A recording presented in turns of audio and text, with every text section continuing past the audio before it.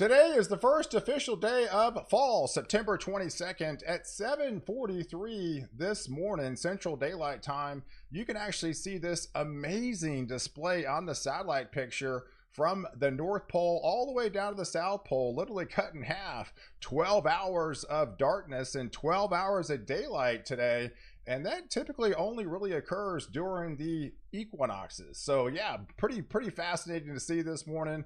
And typically once we transition into that from summer into fall, we have a lot more opportunities for cool shots. And with cool shots of air, that typically brings the clashing in temperatures, and that typically brings strong to severe thunderstorms. And we actually do have another cool front that's going to be coming in from the northwest. You can already see on the satellite display where that cool front lies across that boundary. That is the zone we'll be focused in on this later on this afternoon, of more showers and thunderstorms developing along and behind that front. There is the disturbance down there that we've been tracking into the Western Caribbean literally for about a week now. It's pretty clear skies across the Gulf of Mexico, but definitely some flare-up of activity trying to get its act together. And I feel like it will be getting its act together, especially by midweek, likely becoming a named storm by then. And all system goes as it heads into the Gulf of Mexico and likely brings impacts to the United States as we head into that Thursday, Friday, into the weekend time frame. So a little bit better display on the temperature allotment this morning. You can see coming from that northwest flow, plenty of cooler air coming in. In fact, even some blues showing up on the map. And with that, underneath that, in the higher elevations, it's actually snowing in parts of Colorado. They do have areas of winter weather advisories unfolding across this region at some of the higher elevations. But you could definitely see further south across the deserts and much of the red areas.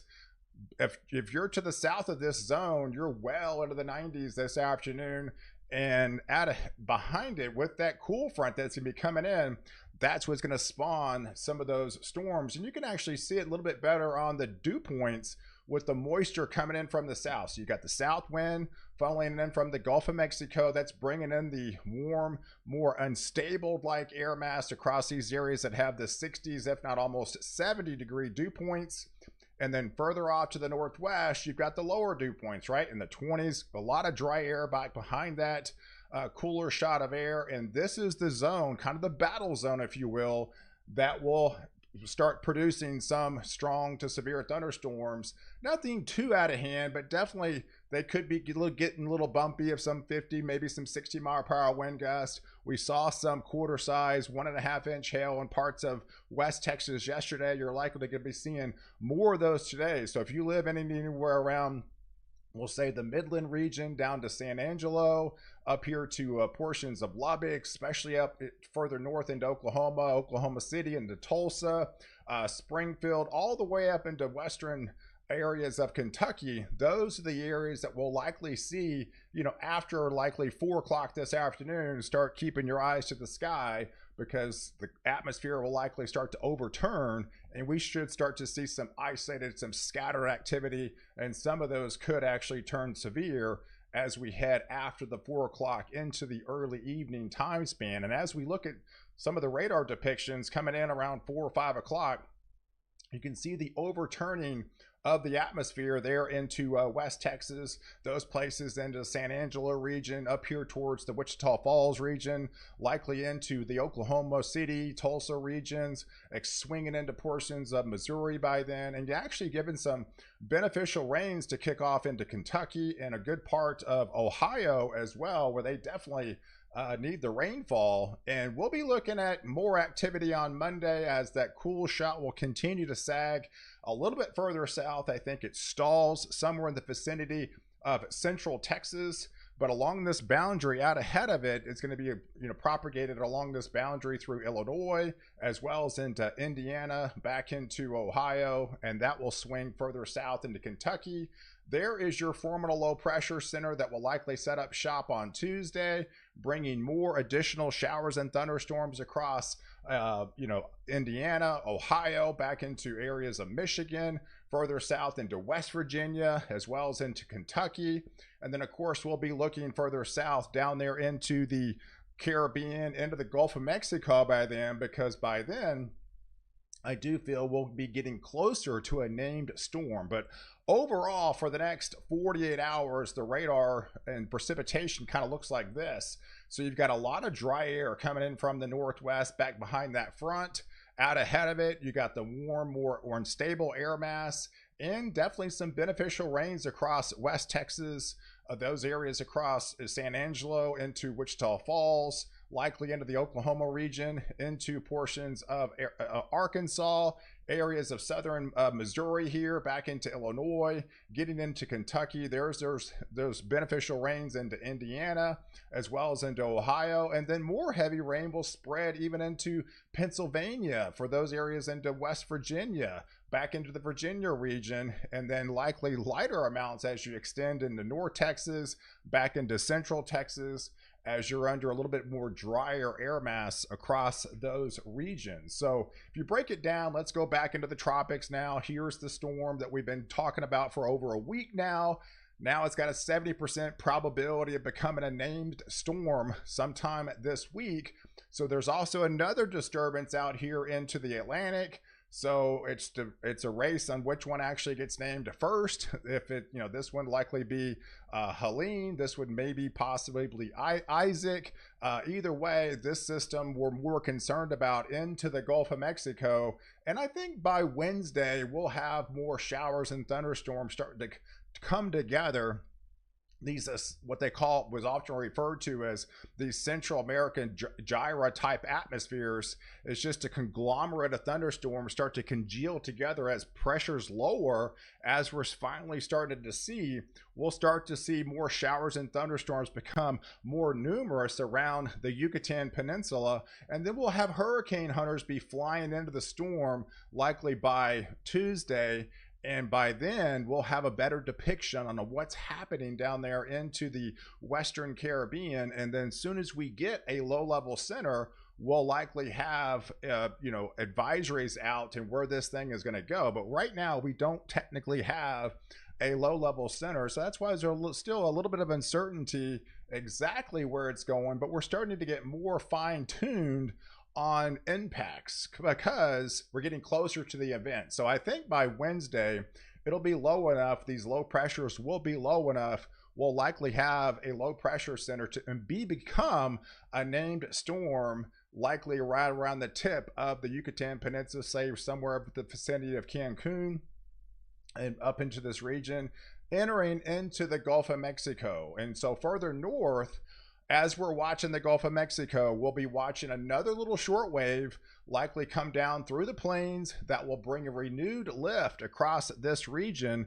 and bring renewed showers and thunderstorms back across this region as more dry air will be coming in on the backside. There's not really expecting much of any precipitation across this region really all week long. I don't really see anything happening. So the main activity is going to be from central and eastern 2/3 and especially into the Gulf of Mexico after Wednesday. So if we look at Thursday, we'll start to likely have a formidable storm down there into the eastern Gulf of Mexico with a named system by then. And most indications are hinting at more of an east loaded storm. So this is heavily going to be loaded on the east side. So don't take your guard down just because you're not in the eye of this storm. You're going to get impacts. Pretty much almost the entire state of Florida should get impacts from this system, either by the surge, wind, rain, excessive rainfall across this region. So we're going to be looking at pretty big impacts, pretty much the entire state of Florida.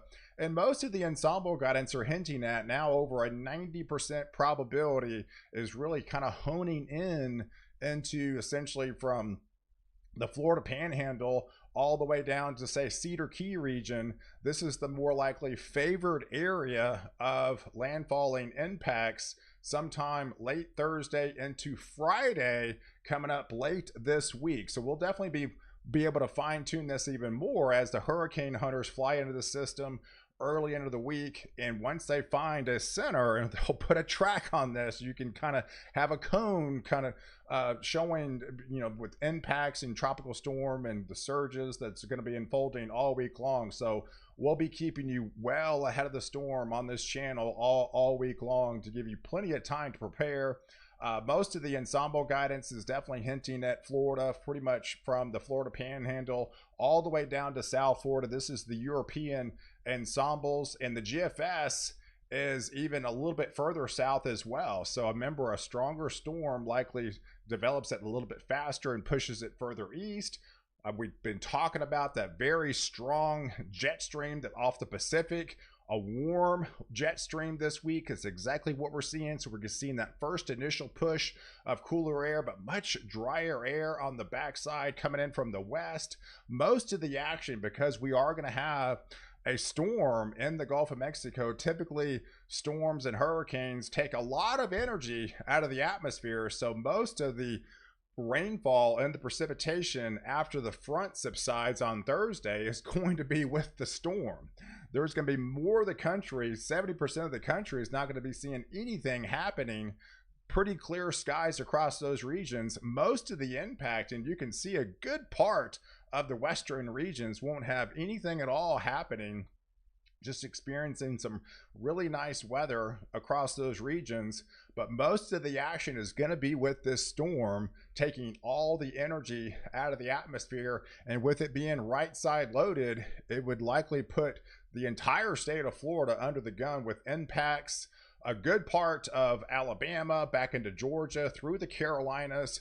So we're watching for inland flooding, likely some inland tornadoes as well. So we'll be fine tuning this as we get more data in the days to come. But overall, the rainfall prospects pretty much look like this. I mean, you're pretty clear, still clear in a lot of the states. I'm right. I mean, there's not probably a drop of rain that falls within this zone pretty much all week long for the next 7 days. Most of this activity is with these cooler shots of air. You got the first initial cool shot, and then you got the little short wave that comes across on Tuesday night into Wednesday. Most of this clears out by Thursday, and all this is pretty much left from Thursday night through Sunday. So all that is going to be the culprit of what's to come down there in the Gulf of Mexico. Either Helene or Isaac would be pushing on shore through Florida with very heavy rain, high wind gust, surge.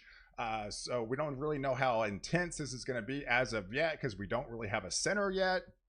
But we'll be tracking this storm. But inland flooding is going to be a huge concern across Alabama, back into Georgia, especially through the entire state of Florida, as well as into the Carolinas. You know, they just got crushed with that one storm off the coast there. So they're going to get more heavy rain across this region, which is likely the last thing they want to see. So guys, I appreciate you guys watching.